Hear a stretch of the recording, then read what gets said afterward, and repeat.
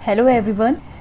दोस्तों, आज का हमारा टॉपिक है फाइनेंशियल रेशियोज़ के ऊपर, और उसमें भी पर्टिकुलरली आज के इस वीडियो में हम जानेंगे लिक्विडिटी रेशियोज़ के बारे में, जिसको हम शॉर्ट टर्म सॉल्वेंसी रेशियोज़ के नाम से भी जानते हैं।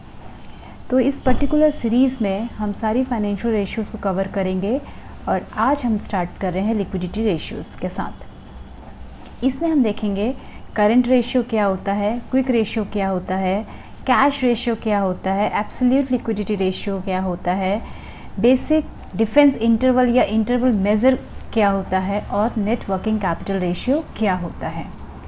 तो स्टार्ट करने से पहले जानते हैं कि लिक्विडिटी क्या होता है। जैसा कि आपको पता है, अगर आप मेरी वीडियोस देखते हैं तो मैं पहले भी इस चीज़ को काफ़ी बार डिस्कस कर चुकी हूँ कि किसी एक बिज़नेस के लिए लिक्विडिटी कितनी ज़्यादा ज़रूरी है।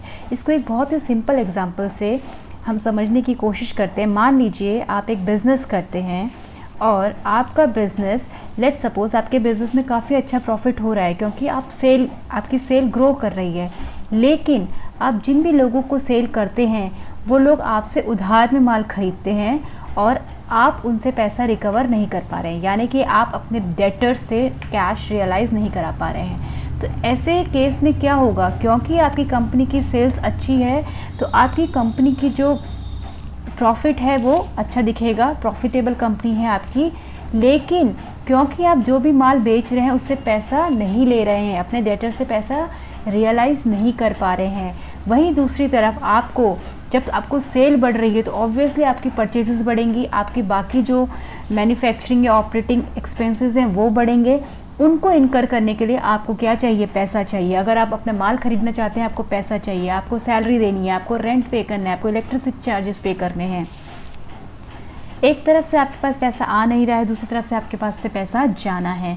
तो यहाँ पे देखिए आपके पास क्या होगा, धीरे धीरे क्योंकि आपके पास कैश नहीं है तो आप परचेज़ नहीं कर पाएंगे अपने गुड्स, आप अपने एम्प्लॉयज़ को सैलरी नहीं दे पाएंगे, आप बाकी जो ऑपरेटिंग एक्सपेंसेस है उनको नहीं इनकर कर पाएंगे, यानी कि आपके बिज़नेस के अंदर एक लिक्विडिटी क्रंच आ गया है। धीरे धीरे आप जब परचेजेस नहीं करेंगे तो सेल्स नहीं करेंगे, और इस तरीके से आपकी कंपनी एक बहुत ही बैड सिचुएशन में चली जाएगी। तो इस एग्जाम्पल से आप समझ सकते हैं कि सिर्फ प्रॉफिट होने से नहीं काम चलता है, बिज़नेस के अंदर लिक्विडिटी होना बहुत ज़रूरी है। इसीलिए आपको हमेशा अपनी बिज़नेस की लिक्विडिटी को चेक करते रहना है कि प्रॉपर लिक्विडिटी बिज़नेस के अंदर बनी रहे। तो अगर आपकी बिज़नेस के अंदर ज़्यादा, अभी जैसे मैंने आपको एग्जांपल दिया कैश जब मैं बोलती हूँ तो इसका मतलब सिर्फ कैश नहीं होता है, कैश एंड अदर इक्विवेलेंट्स आप बोल सकते हैं, जो करंट एसेट्स होते हैं बेसिकली, जो शॉर्ट टाइम में हम जिनको बेचकर पैसा कैश रियलाइज़ कर सकते हैं, उन एसेट्स की हम यहाँ पे बात कर रहे हैं। तो आपके पास अगर ये कम है तो मैंने आपको बताया आपको किस तरीके से प्रॉब्लम आ सकती है, पर अगर ये आपके पास ज़्यादा है, ज़्यादा मात्रा में आपके पास पड़ा हुआ है आपके बिज़नेस के अंदर, तो भी ये आपके बिज़नेस के लिए नुकसानदायक है। पहली बात तो क्यों नुकसानदायक है ज़्यादा पड़े होने से? क्योंकि हर एक रिसोर्सेज की अपनी अपॉर्चुनिटी कॉस्ट होती है। अगर आपने अपनी बिज़नेस के अंदर जो कैश है या अदर करंट एसेट्स हैं वो ज़रूरत से ज़्यादा रखे हुए हैं तो वो आइडल पड़े हैं, और आइडल पड़े होने की वजह से आपको उन एसेट्स के ऊपर अपॉर्चुनिटी कॉस्ट लग रही है। तो लिक्विडिटी रेशियोज़ में जैसे मैंने आपको बताया, करंट रेशियो एक रेशियो है जिससे हम बिज़नेस की लिक्विडिटी को चेक करते हैं, दूसरा क्विक रेशियो है, कैश रेशियो है, डिफेंस इंटरवल रेशियो है, और नेट वर्किंग कैपिटल रेशियोज़ हैं। तो ये रेशियोज़ अगर आप एक कंपनी की चेक करेंगे तो आप पता लगा पाएंगे कि उस पर्टिकुलर कंपनी की लिक्विडिटी हालत कैसी है, लिक्विडिटी सिचुएशन कैसी है। तो liquidity, ability of the business to pass its short term liabilities. एक बार छोटी सी चीज़ मैं यहाँ पे और बताना चाहूँगी short term liabilities and long term liabilities के बारे में। लायबिलिटीज़ साइड में बैलेंस शीट के कुछ लॉन्ग टर्म सोर्सेज होते हैं फंड्स के, और कुछ शॉर्ट टर्म में मेजरली आपका जैसे ट्रेड पेबल्स एंड क्रेडिटर्स आते हैं। तो क्योंकि ये शॉर्ट टर्म है, यानी कि ये 3 या 4 महीने का क्रेडिट पीरियड होता है इनका, और ये उसके बाद आपसे पैसा मांगने आ जाते हैं। आप कुछ अगर परचेज़ करके लाए हैं, 3 महीने की क्रेडिट पीरियड पे आप परचेज़ करके लाए हैं, 3 महीने के बाद आपको इनका पैसा वापस करना है।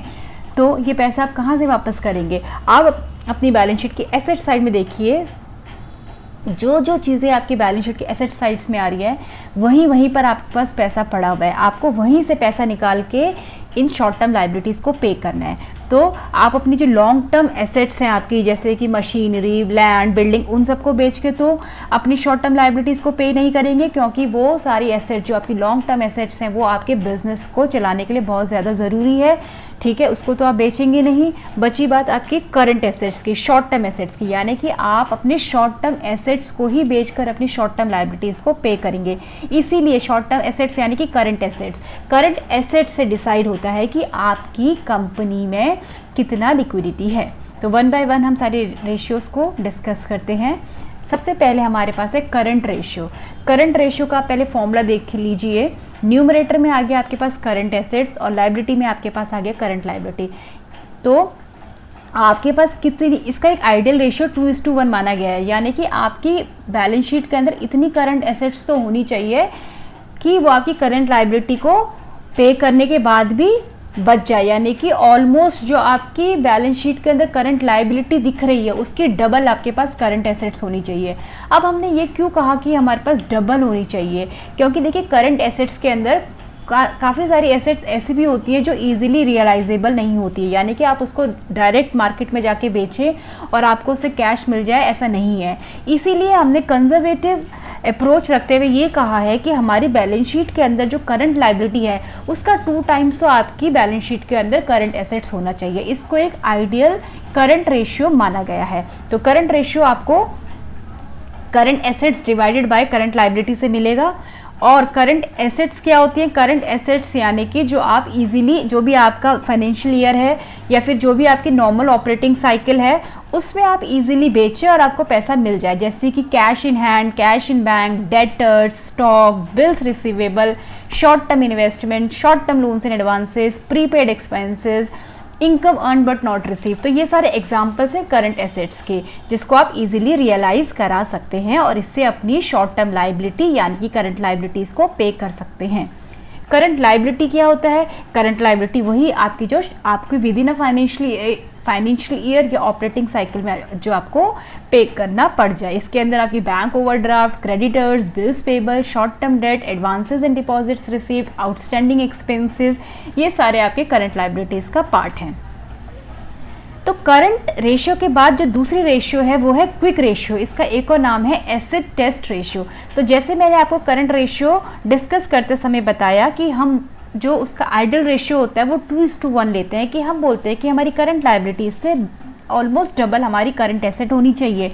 और वहाँ पे मैंने उसका आपको रीज़न बताया कि कुछ करंट एसेट्स ऐसी होती है जो इजीली कन्वर्टेबल नहीं होती है, राइट। तो वो कौन सी एसेट होती है? तो देखिए, आपका मान लीजिए करंट एसेट के अंदर एक प्रीपेड एक्सपेंस आ रहा है। तो प्रीपेड एक्सपेंस इज व्हाट? कोई एक्सपेंस जिसका आपने 1 महीने बाद मान लीजिए पेमेंट करना था, लेकिन आपने आज ही पेमेंट कर लिया।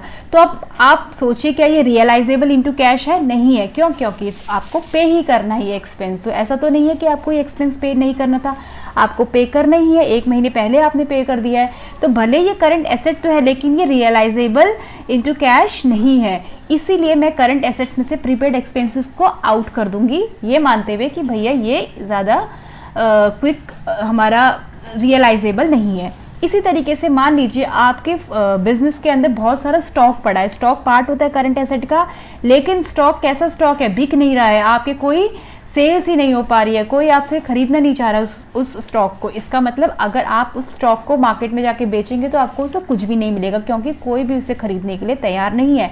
तो उस केस में उस स्टॉक को भी मुझे अपनी करंट एसेट से आउट कर देना चाहिए, राइट। तो क्विक रेशियो जो है वो यही बताता है, वो कहता है आप करंट एसेट के बजाय क्विक एसेट्स को देखिए। आपके पास कितनी क्विक एसेट्स है अपनी करंट लाइबिलिटीज़ को, शॉर्ट टर्म लाइबिलिटीज़ को पे करने के लिए, राइट। तो यहाँ पे हमने आइडियल रेशियो जो है 1:1 रखा है कि आपकी क्विक एसेट्स तो इतनी होनी चाहिए exact equal to your current liabilities. और मैंने आपको बताया कि ज़्यादा होना भी आपकी बिजनेस के लिए अच्छा नहीं, ना तो कम ना तो ज़्यादा, एक परफेक्ट रेशियो होना बहुत ज़्यादा ज़रूरी है। क्विक रेशियो के बाद अच्छा, क्विक एसेट्स मैंने आपको बताया, करंट एसेट्स में से आप स्टॉक एंड प्रीपेड एक्सपेंसेस हटा दीजिए तो ये आपका क्विक एसेट बन जाता है। इसको हम कैश और नियर कैश एसेट्स के नाम से भी जानते हैं। इसके बाद थोड़ा सा और अगर कंजर्वेटिव अप्रोच रखें तो हम बोल सकते हैं कैश रेशियो या एब्सोल्यूट लिक्विडिटी रेशियो। यहाँ पे हमने क्विक एसेट्स के अंदर से और चीज़ें घटा के हमने रेस्ट्रिक्ट कर दिया अपने न्यूमरेटर को कैश एंड कैश इक्विवेलेंट, यानी कि हमने कहा हमारी जो करंट लायबिलिटीज़ है उसको सिर्फ हम किससे कंपेयर करके देख रहे हैं, कैश और कैश इक्विवेलेंट से। यहाँ पे हमने बहुत ही ज़्यादा कंजर्वेटिव अप्रोच रखी है। कैश इक्विवेलेंट के अंदर वो शॉर्ट टर्म और हाई लिक्विड इन्वेस्टमेंट्स आती है जो रेडिली कन्वर्टेबल होती है इनटू कैश। तो जनरली हम कैश रेशियो या एब्सोल्यूट लिक्विडिटी रेशियो से नहीं किसी कंपनी को एनालाइज करते। हमारी जो करंट एसेट रेशियो है और जो क्विक एसेट रेशियो है उससे हम प्रैक्टिकली किसी भी बैलेंस शीट को एनालाइज करते हैं। इसके बाद एक और रेशियो होती है जो मुझे लगता है आपको पता होना चाहिए, वो है बेसिक डिफेंस इंटरवल। इसको हम इंटरवल मेजर के नाम से भी जानते हैं। और इसमें लॉजिक होता है, हम सोचते हैं कि मान लीजिए बिजनेस अच्छा नहीं चल रहा है और बिजनेस में कोई सेल्स नहीं हो रही है, for the time being business अभी डिफिकल्ट सिचुएशन से या डिफिकल्ट टाइम से गुजर रहा है और बिजनेस के अंदर कोई सेल्स नहीं हो पा रही है। सेल्स भले ही अभी कुछ समय के लिए रुक गई है, लेकिन बिजनेस के जो ऑपरेटिंग खर्चे हैं, बिजनेस को चलाने के लिए जो खर्चों की ज़रूरत होती है वो तो नहीं रुके हैं। वो तब तक नहीं रुकेंगे जब तक कि मैं अपना बिजनेस क्लोज नहीं करूँगी। लेकिन मैं अपने बिजनेस को क्लोज नहीं करना चाहती, क्योंकि हो सकता है अभी थोड़े टाइम के बाद हालात सुधर जाए और मेरी कंपनी के अंदर दोबारा से सेल्स बढ़ने लगे। लेकिन फॉर द टाइमिंग सेल्स नहीं बढ़ रही है, लेकिन मेरे जो ऑपरेटिंग एक्सपेंसेस हैं, डेली मेरे को बिजनेस में चलाने के लिए जो खर्चे होते हैं वो करने ही करने हैं। तो मैं देखती हूँ कि भाई मेरे पास जो पैसा पड़ा हुआ है उससे मेरी कितने दिन का बिजनेस का खर्चा चल जाएगा। कोई नया पैसा तो आ नहीं रहा है क्योंकि कोई नई सेल्स तो हो नहीं रही है। इसका मतलब मेरे पास जो एग्जिस्टिंग एसेट्स पड़े हैं, शॉर्ट टर्म एसेट्स पड़े हैं, वो मेरे कितने दिन के बिजनेस के खर्चे को चला सकते हैं। तो वो हम इस एक पर्टिकुलर रेशियो से फाइंड आउट करते हैं। तो सबसे पहले आप अपना एक दिन का ऑपरेटिंग खर्चा निकाल लीजिए कितना होता है। वो आप कैसे निकालेंगे, देखिए डेली ऑपरेटिंग एक्सपेंस आपका जो कॉस्ट ऑफ गुड्स सोल्ड है, selling admin and general expenses हैं, उसमें से आप नॉन कैश एक्सपेंसेस को हटा दीजिए और डिवाइड कर दीजिए number of days in a year. तो एक दिन का आपको ऑपरेटिंग एक्सपेंस पता चल गया। जब आपको एक दिन का अपना ऑपरेटिंग एक्सपेंस पता चल गया और आपके पास कितनी एसेट्स हैं, एसेट में हमने क्या लिया है, कैश एंड बैंक बैलेंसेस और मार्केटेबल सिक्योरिटीज, या आप ले सकते हैं करंट एसेट्स में से अपनी इन्वेंट्रीज हटा दीजिए। इन्वेंट्रीज को क्यों हटाया, हमने कंजर्वेटिव अप्रोच अपनाते हुए हटाया है क्योंकि हमारी कोई सेल्स हो नहीं पा रही है, तो स्टॉक इतना यूजफुल नहीं दिख रहा है। तो आप क्या करेंगे, अपने एसेट्स लेंगे, करंट एसेट्स माइनस इन्वेंट्रीज, या और कंजर्वेटिव अप्रोच में जाना चाहते हैं तो आप कैश और मार्केटेबल सिक्योरिटीज़ को ले सकते हैं और उसको डिवाइड कर देंगे अपना आप डेली ऑपरेटिंग एक्सपेंस से। तो आपको पता चल जाएगा कि आपके बिजनेस के अंदर कितनी लिक्विडिटी है, यानी कि कोई सेल्स ना होने पर भी कितने दिन का आपका ऑपरेटिंग एक्सपेंस बिजनेस का चल सकता है आपकी एग्जिस्टिंग शॉर्ट टर्म एसेट्स के साथ। इसके बाद है नेट वर्किंग कैपिटल रेशियो। ये बहुत ही सिंपल सी बात है, नेट वर्किंग कैपिटल रेशियो। देखिए वर्किंग कैपिटल क्या होती है, वर्किंग कैपिटल यानी कि मुझे अपने बिजनेस को डे टू डे चलाने के लिए जो खर्चा चाहिए होता है उसको हम वर्किंग कैपिटल, शॉर्ट टर्म जो हमारी रिक्वायरमेंट्स होती है पैसे को, उसको हम वर्किंग कैपिटल का नाम से जानते हैं। तो वर्किंग कैपिटल क्या होता है, current assets minus current liabilities is our working capital. ठीक है, तो जितनी भी आपकी करंट एसेट्स हैं, डेटर्स है, कैश है, बैंक है, स्टॉक है, ये आपकी करंट एसेट्स है, इसमें से करंट लायबिलिटी यानी कि जो आपने उधार में इनमें से चीज़ें खरीदी हुई हैं उसको हटा देंगे तो आपकी जो है नेट वर्किंग कैपिटल रेशियो आ जाएगी। फॉर एग्जांपल 100 रुपये के गुड्स खरीद के लाए उधार में, राइट, तो आपके बुक्स के अंदर 100 रुपये का स्टॉक आ गया और आपने फिर इनको इसमें से लेट सपोज 100 का 100 बेच दिया 120 रुपये में, यानी कि अब आपकी बुक्स के अंदर और कुछ नहीं है लेट सपोज। तो आपकी बैलेंस शीट के अंदर ट्रेड पेबल्स आ रहे हैं 100 रुपीज़ के जिनसे आप गुड्स खरीद के लाए थे और स्टॉक तो खत्म हो गया, आपने बेच दिया है। डेटर्स है 120 रुपीज़ की, यानी कि आपके पास वर्किंग कैपिटल कितनी है 120 minus 100, 120 is current asset, debtors minus 100 is your current liability, trade creditors. तो 20 रुपये की आपकी नेट वर्किंग कैपिटल है। तो बेसिकली आपने अगर कभी किसी बैंक में लोन अप्लाई किया हो अपने वर्किंग कैपिटल के लिए, जैसे कि बैंक कैश क्रेडिट एक लोन देता है बिजनेसमैन को, वो वर्किंग कैपिटल के लिए ही दिया जाता है। तो बैंक उस केस में पहले बिजनेस की वर्किंग कैपिटल की रिक्वायरमेंट जानने की कोशिश करता है कि आपकी जो करंट एसेट्स होती हैं उसमें से आप कितना जनरली उधार में ले लेते हैं, यानी कि क्रेडिटर्स के तौर पे, क्रेडिट पे आप गुड्स ले लेते हैं, उतना हटा के बाकी बैंक बोलते हैं okay this is your working capital requirement, जो बैंक आपको लोन के तौर पे देता है। So this is all about the liquidity ratios. मिलते हैं आपसे और फाइनेंशियल रेशियोज के साथ।